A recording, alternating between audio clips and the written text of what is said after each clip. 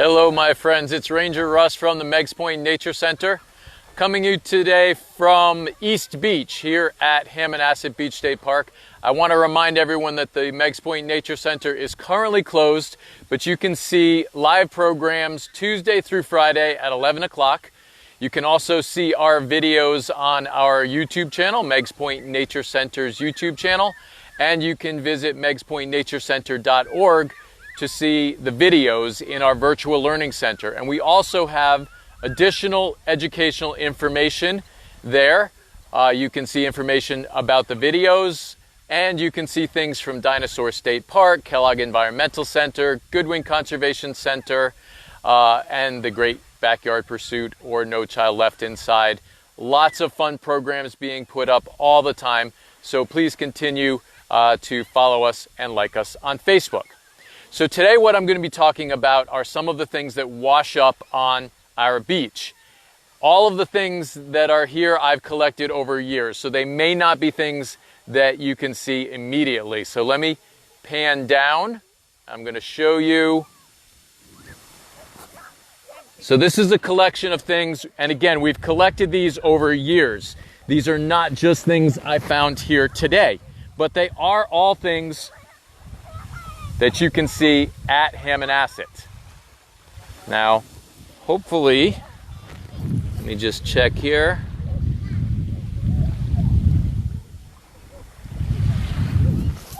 If you would continue also, put up your where you're from. I'm having a hard time reading the screen, so hopefully I'll be able to answer your questions. It's really bright out. Here comes a cloud. That will be helpful. A ton of dragonflies at Hammonasset yesterday. Yes, it is some sort of migration, and I need to look into that a little bit more. But if you go to ranger.russ on Instagram, I have a video of those dragonflies, and there were hundreds, probably thousands of dragonflies flying along the road here along the beach. So really cool. Hello, New Jersey. All right, let's get into some of the things that wash up on our beach. Now you can see there's a variety of shells here. The common ones are slipper snails, probably the most common of the shells that you find here at Hammonasset. These are a snail, but they're not a mobile snail. Most snails can slither and slide around. These snails grow in a colony stuck one on top of the other, okay? And they will grow that way in that colony, stacked one on top. The ones on the bottom are always going to be girls. The ones on the top are going to be boys. And in between, they're changing from one to the other. So you can see a lot more about the shells and things that are on the beach. I did a beach seining program here. There's also a moon snail. Now the moon snail is called that. You can see it's nice and round. It looks like a moon. Also called a shark eye because it kind of looks like an eyeball. The moon snail, when it comes out of its shell, its mantle or its body will completely cover it up. Sometimes you'll see a little circle of the shell, but the body will completely cover the shell. It gets very, very large, and that's because it's absorbing water. When it needs to go back in, it needs to excrete all the water and pull itself back into its shell. So, really cool snail. Again, these are going to be further out into the deeper water. You're probably not going to find them when you swim here at the beach, but you will find them used by hermit crabs. The hermit crabs will find an empty shell, and they'll be living inside. And I did find this today. This is the armored part of a hermit crab. This looks like a molt, so this is a hermit crab has molted its exoskeleton. The back of the body, which is not here, is soft and doesn't have an exoskeleton, but the legs, the claws, and the upper part of the body all have the head and the thorax have a hard exoskeleton on them, which molts when it's time for them to grow. So then this is a flat-clawed hermit crab right here. The claws are very wide and flat. The other ones are very narrow and pointy. Another claw, So we've got this is a lady crab claw, and then we've also got a blue crab claw. Okay. These are both swimming crabs. So most crabs have 8 legs, they stay on the bottom. The lady crab and the blue crab have 2 legs that are flattened into paddles, and it allows this crab to swim. Let me check and see if we have any questions. Looks like Dan's watching. Dan works here in the park.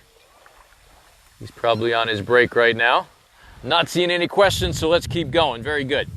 All right, here's another crab.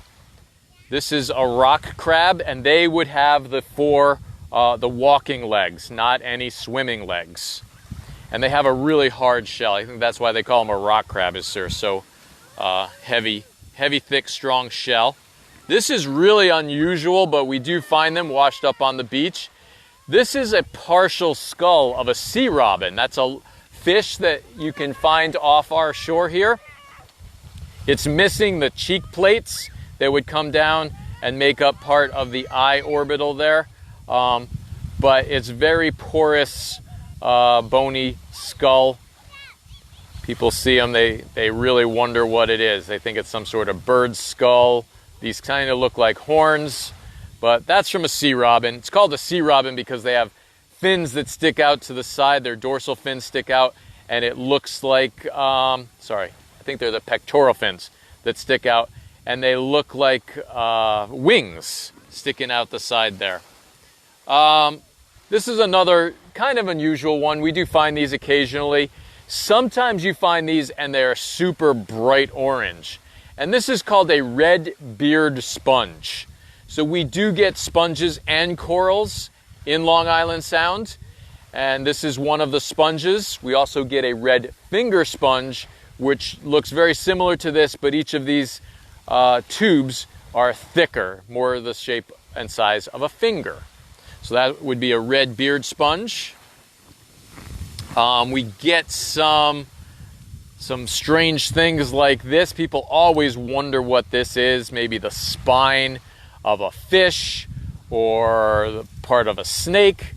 But this is the egg case. This is a Welk egg case. We've got 2 different kinds of whelks that are common here in Long Island Sound. This is the channeled whelk. It has this channel or groove here. Has a thinner shell, not as thick as the knobbed whelk. The knobbed whelk, and the channel whelk is also more common. Knobbed whelk is the largest snail along the coast here. And this is the egg case from a knobbed whelk. They have a flat edge, so I know this goes to the knobbed whelk. But these get much, much larger than the channeled whelks, and they do have these little knobs on them.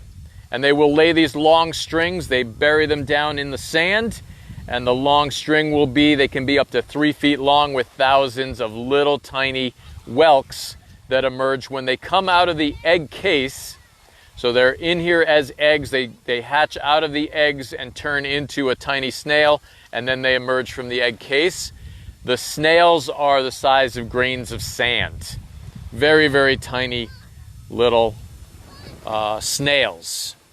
We've got some oysters. These do wash up on our shore. And the oysters in Long Island Sound are a food source. We're opening up more oyster beds all the time as the water becomes more clean. So again, bivalves are filter feeders, and you can see many programs I've done on bivalves if you go to the website, the Virtual Learning Center. But the bivalves, because they're filtering their food out, they absorb toxins faster. They absorb the toxins directly out of the water. So if there are bad things in the water, then they have to close the shellfish beds and you're not able to eat them. Another common shellfish is the quahog. Really thick, heavy shell. This is the one that people are going to have a really hard time breaking this shell. If you look on the bottom, you can see these marks right here are the muscle scars. The quahog was used to make wampum, which are beads, and they could make purple beads out of this portion and white beads out of this portion. Obviously the purple would be more rare because there's not as much purple in the quahog shell. But it's easier to tell the difference between the quahog and the other clam. This is a surf clam. Surf clam's the largest of our bivalves. They'll get up to 8 or 9 inches across. But if you look, this little part here is called the umbo. The umbo on a quahog is lopsided. It goes off to one side or the other.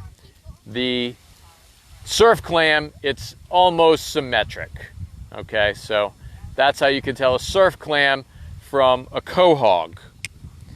And both of them are eaten, although the quahog much more common along the coast. If you've ever had cherry stones, that's the clam that they're usually using.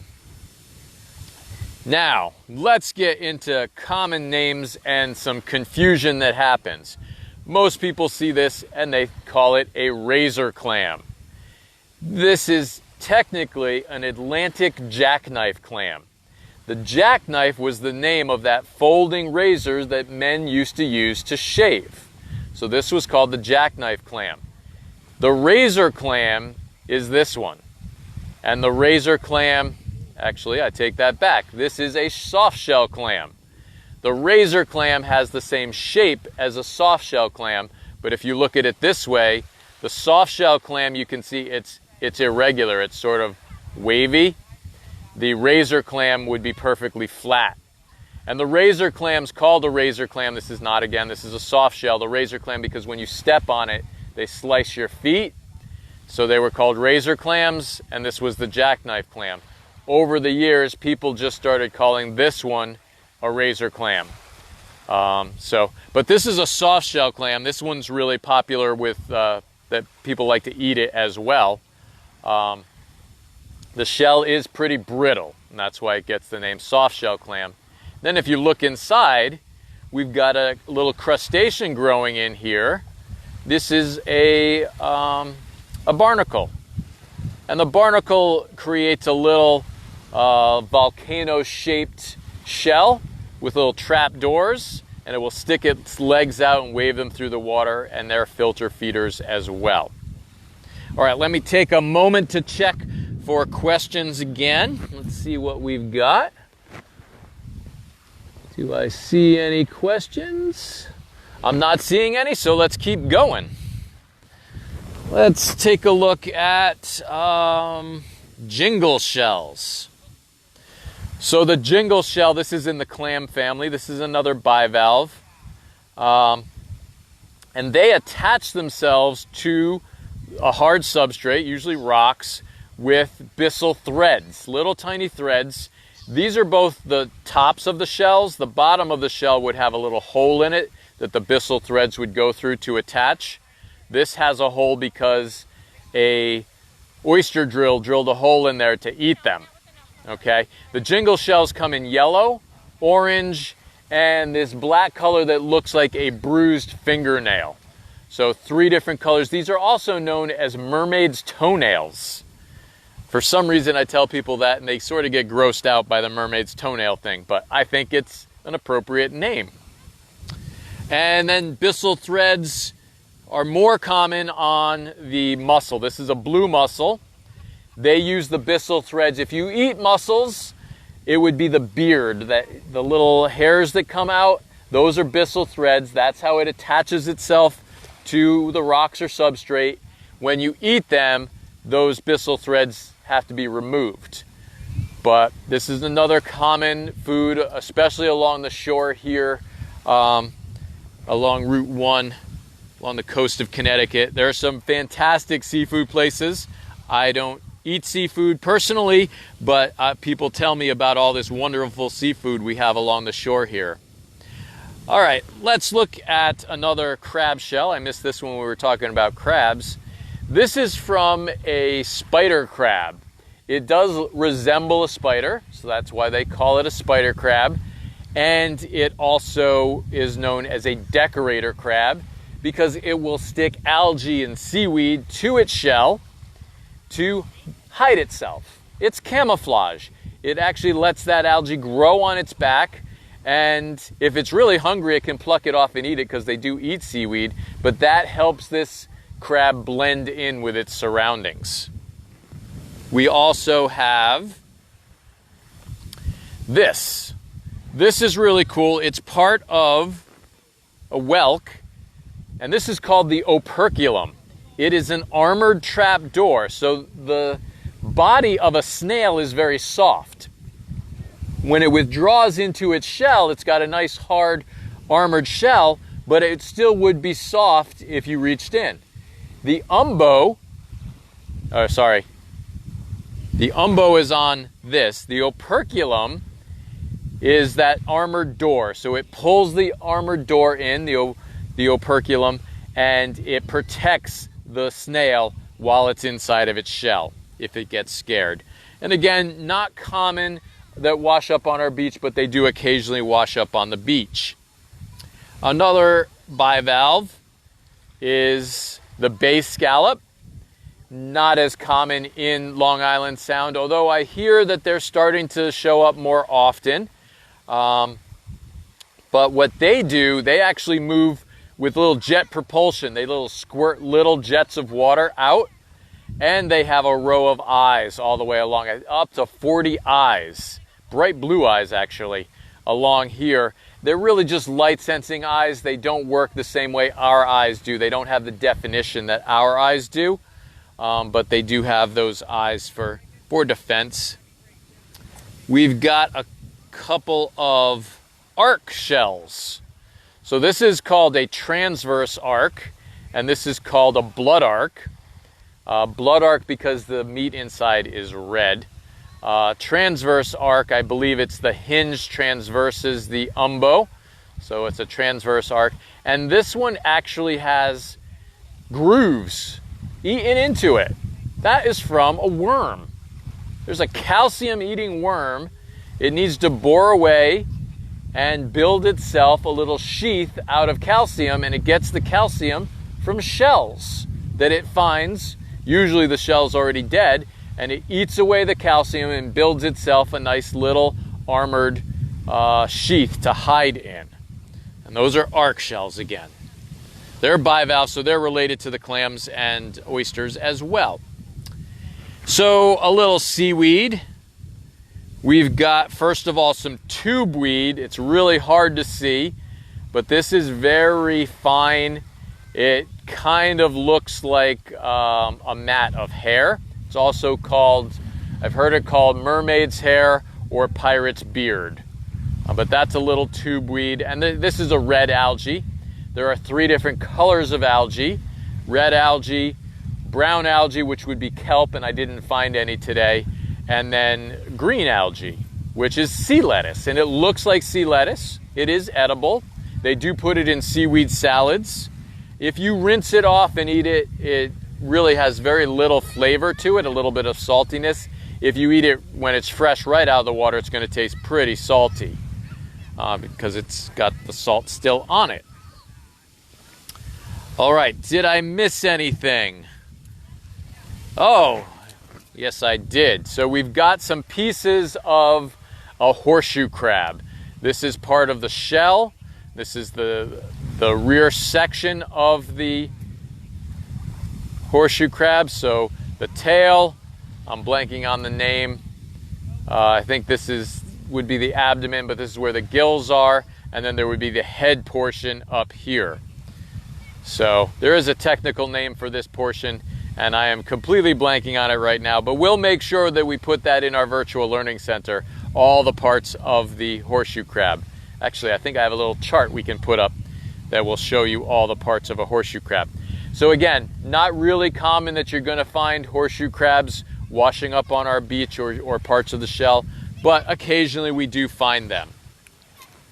And I think that pretty much covers what I found today. Some of the things that, again, will occasionally wash up would be kelp. That is our fastest growing brown algae, and I didn't find any today. It only lives about 7 years, but it gets 21 feet long in about 7 years.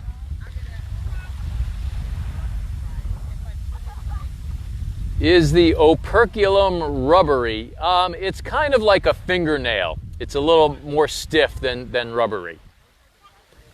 Any other questions? That is a great question, though. I'm glad someone asked that.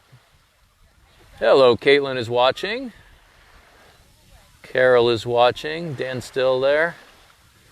All right, I'm not seeing any questions. So let's flip the camera back around. I'm going to show you guys the water. So the water today, the water temperature, online it says it's in the 70s. People that are coming out of the water tell me it's colder than in the 70s. But it is pretty warm. It's starting to warm up for the summer.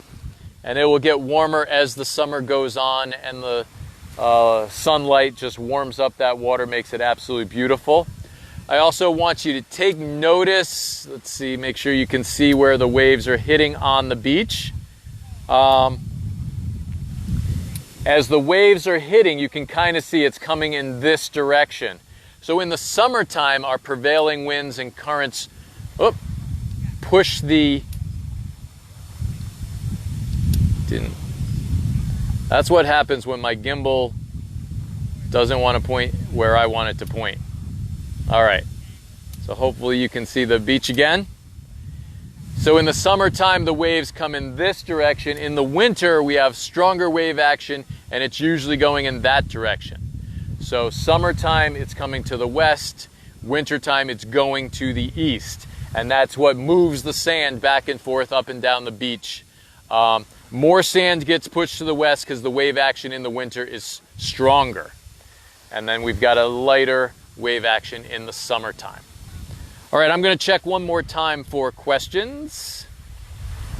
And can you tell about the skate egg case? I did not talk about the skate egg.